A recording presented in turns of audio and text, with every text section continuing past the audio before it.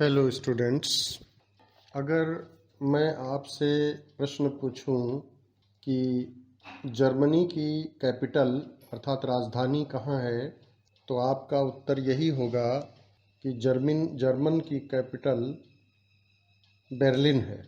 तो जैसा कि आप सभी जानते हैं कि मिस्टर एम हैमेल ने लिटिल फ्रेंच को ये बताया था कि बर्लिन से ऑर्डर आ चुका है कि अब आगे अल्सैस एंड लॉरेन के विद्यालयों में केवल जर्मन ही पढ़ाई जाएगी।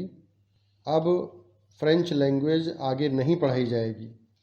तो ये वर्ड्स लिटिल फ्रेंच को बहुत ख़राब लगे। ये वर्ड्स एक प्रकार से उसके लिए थंडर क्लैप, जैसे बिजली गिर जाती है उस तरीके से एक आघात के रूप में ये वर्ड्स थे। तो बच्चों, आज हम लोग यहीं से शुरू करते हैं। हम लोगों को यहीं से शुरू करना है अपना paragraph. What a thunder clap these words were to me। French बोल रहा है कि हमारे टीचर जो मिस्टर एम हैमेल थे, जब उन्होंने ये कहा कि अब फ्रेंच लैंग्वेज आगे अल्सैस और लॉरेन ज़िलों में नहीं पढ़ाई जाएगी, डिस्ट्रिक्ट्स में नहीं पढ़ाई जाएगी, तो इन वर्ड्स ने एक प्रकार से उसके ऊपर आघात किया, जैसे मानो उसके ऊपर बिजली गिर गई हो। इस तरीके के ये शब्द तीखे उसको लगे। Oh the wretches, that was what they had put up at the town hall. अच्छा, तो उन दुष्टों ने यही लिख करके टाउन हॉल के नोटिस बोर्ड पर, टाउन हॉल के बुलेटिन बोर्ड पर लगा रखा होगा। माई लास्ट फ्रेंच लेसन, अब ये मेरा अंतिम फ्रेंच लेसन होगा। Why I hardly knew how to write, क्यों, मैं तो मुश्किल से लिखना ही सीख पाया था। I should never learn any more, अब तो मैं बिल्कुल नहीं आगे फ्रेंच लैंग्वेज सीख पाऊंगा। I must stop there then, तो फिर तो अब मुझे अपनी पढ़ाई पर विराम लगा देना पड़ेगा, मुझे अपनी पढ़ाई रोक देनी पड़ेगी। Oh how sorry I was for not learning my lessons. French कह रहा है कि मैं अपने लेसन्स ठीक तरीके से नहीं सीखता था, अब मुझे इस चीज़ के लिए बहुत खेद था, मैं इस चीज़ के लिए बहुत दुखी था, क्योंकि तब मुझे फ्रेंच लैंग्वेज जो हमारी मदर टंग थी उसका महत्व, उसका इम्पोर्टेंस नहीं पता था, और मैं लेसन्स लर्न करने के बजाय इधर उधर घूमा करता था। फॉर सीकिंग बर्ड्स एग्स, कहीं बर्ड्स के एग्स की तलाश किया करता था। और गोइंग स्लाइडिंग ऑन द सार, और कहीं सार नदी, ये सार जो है फ्रांस की एक नदी है, तो वहाँ फ्रेंच जाया करता था स्लाइडिंग के लिए। मैंने ऊंची जगहों पे जा करके फिर नीचे की ओर फिसलता था, स्लाइडिंग करता था। तो इन सब चीज़ों के लिए अब चूँकि अब उसे दुख है कि वो ठीक प्रकार से अपनी पढ़ाई नहीं करता था। My books that had seemed such A nuisance A while एगो, मेरी किताबें पहले मुझे एक प्रकार से बर्डन लगती थीं, न्यूसेंस लगती थीं, बर्डन लगती थीं। So heavy to carry, my grammar and my history of the saints were old friends now that I couldn't give up. और तब मेरी किताबें बहुत ही ले जाने में भारी लगती थीं, बोझा लगती थीं। मेरी ग्रामर की book and my history of the cents, और जो सेंट्स की हिस्ट्री वाली बुक थी, ये सब वर द ओल्ड फ्रेंड्स, अब हमारे ये सभी बुक्स अब हमारी एक प्रकार से ओल्ड फ्रेंड्स बन गई थीं। That I could not give up, जिनको मैं नहीं छोड़ सकता था। अर्थात कहने का मतलब यह है कि फ्रेंच ने जो अपनी पढ़ाई लिखाई के समय में गलतियां की थीं, अब वो पश्चाताप कर रहा है कि अब जो है उसे अपनी मदर टंग फ्रेंच लैंग्वेज आगे पढ़ने का, सीखने का मौका नहीं मिलेगा। इसीलिए वो ऐसा कह रहा है कि अब मेरी किताबें मुझको एक प्रकार से मेरी मित्र मुझे मित्रवत प्रतीत होती थीं। And M Hamel to the idea that he was going away, और अब एम हैमेल भी मुझे, मेरे जो टीचर थे जो मुझे स्कोल्डिंग कभी कभी करते थे, डांट फटकार लगाते थे और पढ़ाई के लिए मुझे प्रेरित करते थे, अब मुझे अपने टीचर एम हैमेल अच्छे लगने लगे हैं। और and the idea that he was going away, और यह विचार कि अब वो इस स्कूल से चले जाएंगे, अब आगे उनसे पढ़ने को नहीं मिलेगा, that I should never see him again, अब मैं उनसे आगे नहीं मुलाकात हो पाएगी, मिल पाऊँगा, made me forget all about his ruler and how cranky he was. अब सारी चीज़ें मैं एक प्रकार से भूल गया था, और उनका जो रूलर था, आयरन रूलर, और वो काफ़ी क्रैंकी स्वभाव के थे, बैड टेम्पर्ड स्वभाव के थे, पढ़ाते समय डांट फटकार लगाया करते थे। तो ये सारी चीज़ें अब मुझे एक प्रकार से अच्छी लगने लगी थीं, क्योंकि वो अब मेरी समझ में आ गया। फ्रेंच कहता है कि अब उसकी समझ में आ गई थी ये सारी चीज़ें कि उसके टीचर उसकी अच्छाई के लिए ही डांटते थे। तो इस तरीके से फ्रेंच अब पश्चाताप कर रहा है अपने पहले के समय में पढ़ाई ठीक से न करने का। पैराग्राफ में देखें, poor man, it was in honour of this last lesson that he had put on his fine Sunday clothes. Poor man किसके लिए आया है? पुअर मैन जो मिस्टर एम हैमेल हैं उनके लिए आया है, जो कि फ्रेंच के टीचर हैं। तो poor man, it was in honour of this last lesson. तो आप सभी जानते हैं कि चूँकि अल्सेस और लॉरेन, अल्सेस और लॉरेन जो दो ज़िले हैं वो अब जर्मनी के हाथों में चले गए हैं, इसलिए आज जो मिस्टर हैमेल लेसन पढ़ा रहे हैं वो लास्ट लेसन है। तो इस लास्ट लेसन के ऑनर में जो मिस्टर एम हैमेल थे उन्होंने फाइन संडे क्लोथ्स अपने पहन रखे थे। वे पहने हुए थे संडे क्लोथ्स, माने जो संडे के दिन को क्लोथ्स पहनते हैं, उनकी कढ़ाई की हुई शर्ट थी, अच्छे कपड़े पहने हुए थे। And now I understood why the old men of the village were sitting there in the back of the room।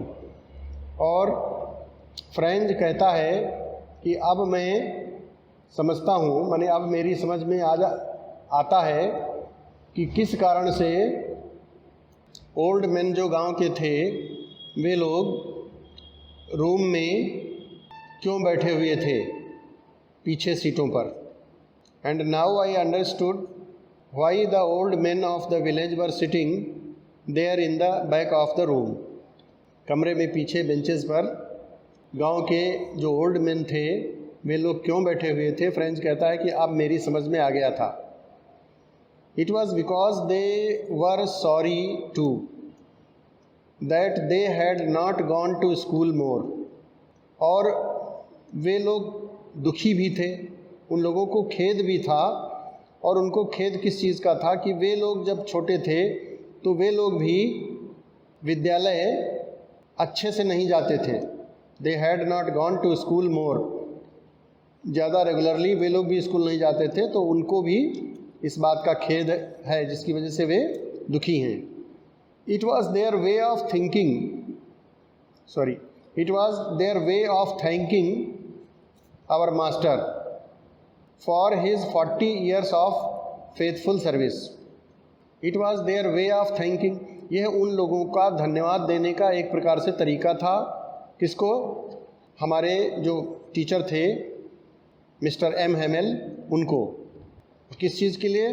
For his 40 years of faithful service, क्योंकि मिस्टर एम हैमेल ने 40 वर्ष जो फेथफुल सर्विस की थी teaching job में, उसके लिए जो गांव के ओल्ड पीपल आए थे एक प्रकार से वो उनको धन्यवाद देने के लिए आए थे, क्योंकि ये लास्ट लेसन था। अब इसके बाद अल्सेस और लॉरेन के ज़िलों में, इन दोनों ज़िलों में फ्रेंच नहीं पढ़ाई जाएगी बल्कि जर्मन लैंग्वेज पढ़ाई जाएगी। तो विलेज पीपुल आए हुए थे उनको धन्यवाद देने के लिए। तो एक प्रकार से यह मिस्टर एम हैमेल को धन्यवाद देने का तरीका था। तो वे लोग चुपचाप पीछे सीट्स पर बैठे हुए थे। And of showing their respect for the country that was theirs no more.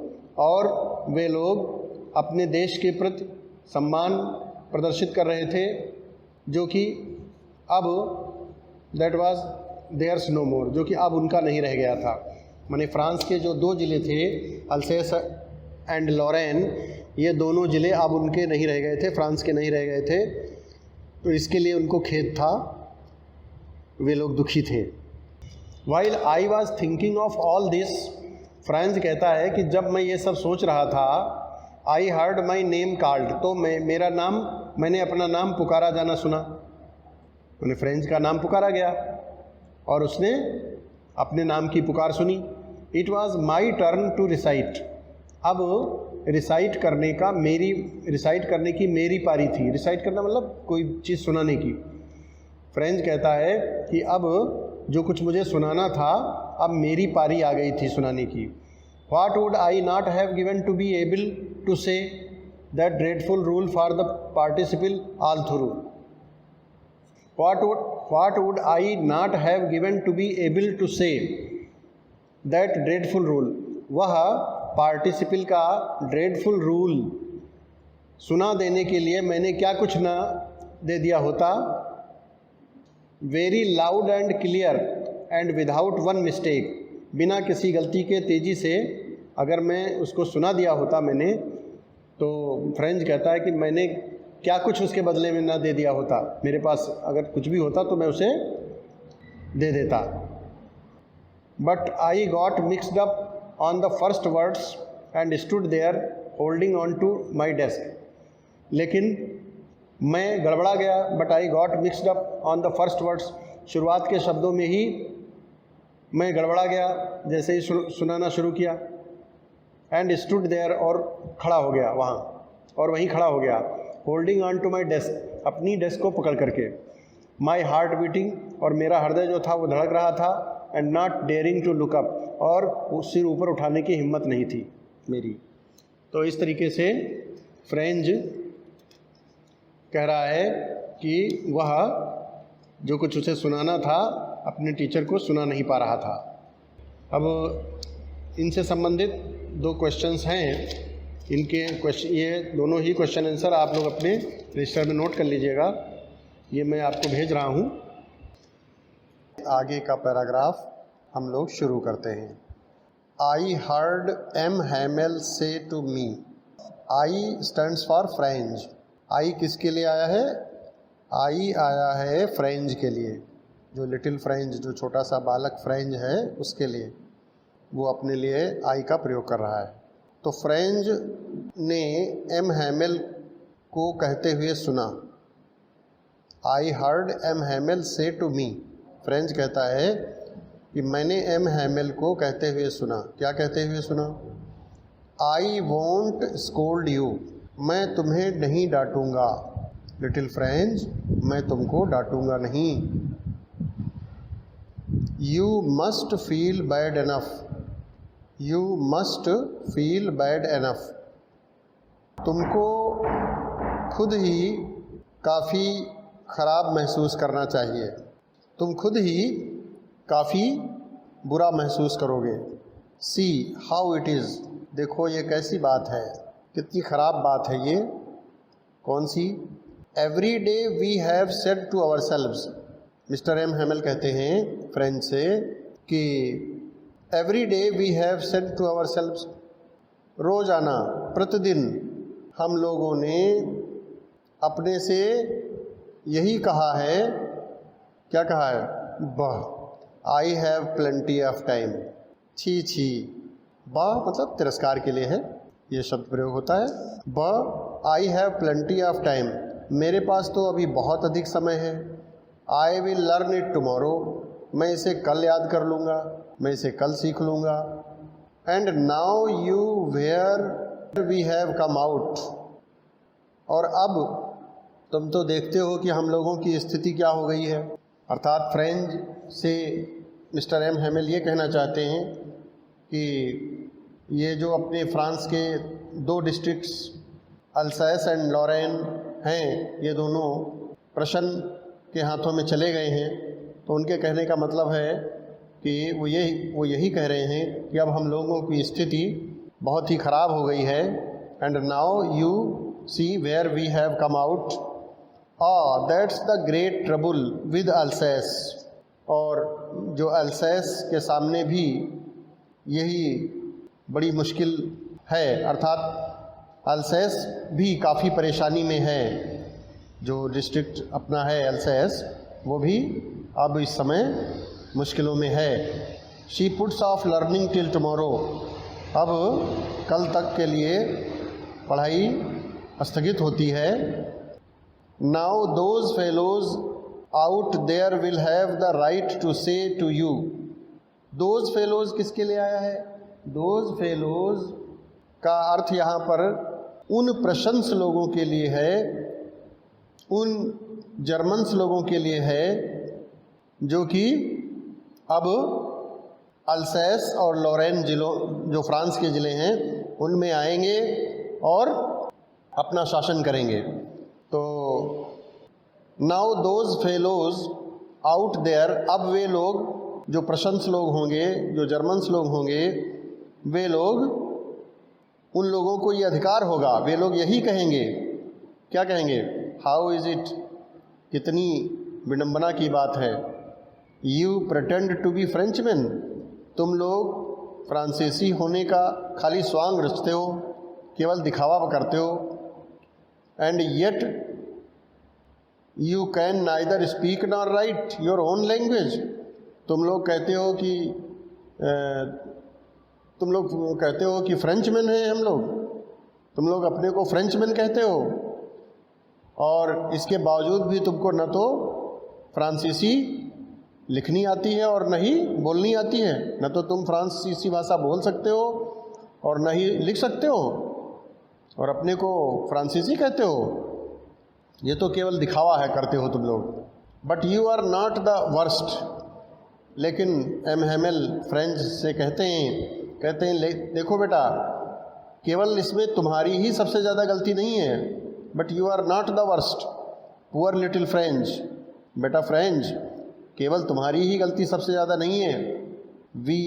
We have all a great deal to reproach ourselves with, हम लोग जो हैं, हम लोग भी इसके दोषी हैं। हम लोगों को भी अपने को भी जो है अपने पर दोष लगा देना चाहिए। केवल तुम ही नहीं दोषी हो फ्रेंच, इसमें हम लोग भी दोषी हैं। इस तरीके से मिस्टर एम हेमेल फ्रेंच को ये बात बताते हैं। आइए अगला पैराग्राफ देखते हैं। Your parents were not anxious enough to have you learn, mister M Hamel French से कहते हैं कि तुम्हारे पेरेंट्स, तुम्हारे माता पिता कुछ तुम लोगों को शिक्षित करने में कुछ ज़्यादा रुचि नहीं रखते थे, कोई ज़्यादा चिंतित नहीं थे पढ़ाई लिखाई के प्रति तुम लोगों की। They preferred to put you to work on a farm और एट द मिल्स, तुम लोगों के माता पिता तो किसी फैक्ट्री में काम करवाना ज़्यादा पसंद करते थे, या फिर तुमको किसी खेत में कृषि कार्य करवाने में ज़्यादा रुचि रखते थे। So as to have a little more money, जिससे कि कुछ थोड़ा और ज़्यादा धन कमाया जा सके, जिससे कि तुम और ज़्यादा धन कमा लेते। And I have been to blame also, mister M Hamel French से कहते हैं कि एंड आई, और जहाँ तक अगर मैं अपने लिए कहूँ तो I have been to blame also, मैं भी दोषी हूँ, मुझ पर भी दोष लगना चाहिए। I have been to blame also, have I not often sent you to water my flowers instead of learning your lessons, mister M Hamel French से कहते हैं देखो बेटा फ्रेंच, क्या मैंने तुमको अक्सर अपने घर पर जा कर के फूलों में पानी डालने के लिए नहीं भेजा? Instead of learning your lesson, पाठ पढ़ने के बजाय। उनके कहने का मतलब यह है कि वो ये कहना चाहते हैं, मिस्टर एम हेमेल ये कहना चाहते हैं कि उन्होंने भी फ्रेंच को कई बार घर पर भेजा था पौधों में पानी डालने के लिए, जबकि लेसन जो पढ़ा रहे थे वो उसको वहाँ से छुट्टी दे करके लेसन पढ़ा रहे थे, और इसके बावजूद भी उन्होंने पानी डालने के लिए घर पर फ्रेंच को भेजा था। तो इसीलिए वो ऐसी बात कह रहे हैं कि क्या मैंने तुमको नहीं पढ़ाई छुड़वा करके पौधों में पानी डालने के लिए घर पे भेजा था अपने। And when I wanted to go fishing, और मिस्टर एम हेमेल कहते हैं और फिर जब मेरा मन करता था मछली पकड़ने का, did I not just give U A holiday, तो क्या मैंने तुमको छुट्टी नहीं दी थी। अर्थात उनके कहने का मतलब यह है कि वो भी दोषी हैं। मिस्टर एम हेमेल अपने को भी दोषी ठहराते हैं, कहते हैं कि वो फ्रेंच से कहते हैं, बेटा फ्रेंच देखो इस जो गलती है वो केवल सब पूरी गलती तुम्हारी ही नहीं है, इसमें सभी लोगों का दोष है, मेरा भी दोष है। तो इस तरीके से फ्रेंच को मिस्टर एम हेमेल जो हैं वो पूरी बात समझाते हैं। अब इसी से रिलेटेड मैं 2 क्वेश्चंस और उनके आंसर्स भेज रहा हूँ। इन क्वेश्चंस और आंसर्स को आप अपने रजिस्टर में गुड हैंड में अच्छी सी राइटिंग में नोट कर लीजिए, और फिर इनको आप सभी लर्न करेंगे, ठीक है।